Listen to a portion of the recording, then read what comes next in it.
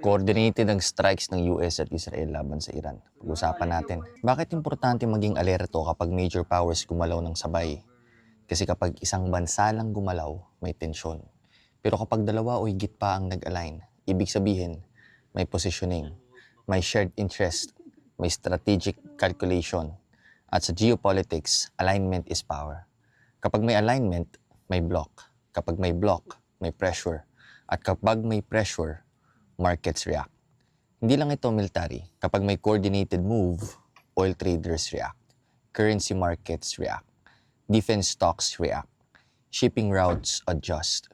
Hindi mo kailangan maintindihan lahat ng technical.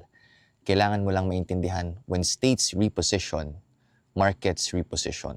At kapag markets nag-reposition, policy sumasabay. Ngayon, bakit mahalaga sa Pilipino ito? Simple lang.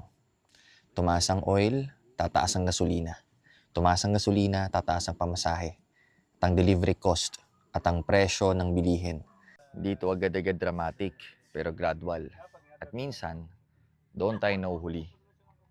Kaya hindi sapat na sabihin mong nasa Pilipinas lang naman ako. Global system na tayo, tol. Ang mas mahalagang tanong ay hindi saan ako located. Ang tanong ay, may leverage ba ako? Leverage meaning may skill ka bang pwede mong ibenta kahit saan? May income ka bang hindi nakadepende sa iisang employer? Or may awareness ka bang hindi basta-basta mabibigla? Location is fixed, leverage is built.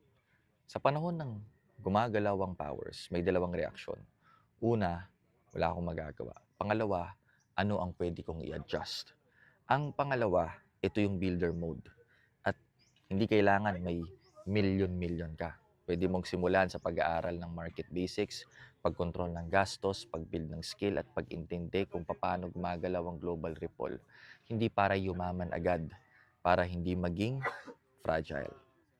You know, when major power moves together, they don't just send a message.